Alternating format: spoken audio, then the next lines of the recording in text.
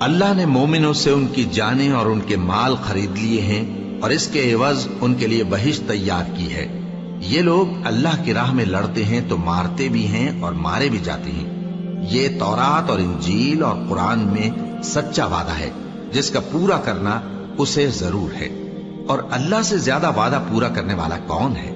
تو جو سودا تم نے اس سے کیا ہے اس سے خوش رہو، اور یہی بڑی کامیابی ہے۔ توبہ کرنے والے، عبادت کرنے والے، حمد کرنے والے، روزہ رکھنے والے، رکوع کرنے والے، سجدہ کرنے والے، نیک کاموں کا امر کرنے والے اور بری باتوں سے منع کرنے والے، اللہ کی حدوں کی حفاظت کرنے والے، یہی مومن لوگ ہیں۔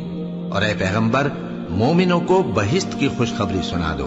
پیغمبر اور مسلمانوں کو شایع نہیں کہ جب ان پر ظاہر ہو گیا کہ مشرک اہل دوزخ ہیں تو ان کے لیے بخشش مانگیں، گو وہ ان کے قرابت دار ہی ہوں۔ اور ابراہیم کا اپنے باپ کے لیے بخشش مانگنا تو ایک وعدے کے سبب تھا جو وہ اس سے کر چکے تھے، لیکن جب ان کو معلوم ہو گیا کہ وہ اللہ کا دشمن ہے تو اس سے بیزار ہو گئے۔ کچھ شک نہیں کہ ابراہیم بڑے نرم دل اور اللہ کے دین کی دعوت اور لوگوں تک پہنچانے کے لیے اس ویڈیو کو ضرور لائک، شیئر، کمنٹ اور سبسکرائب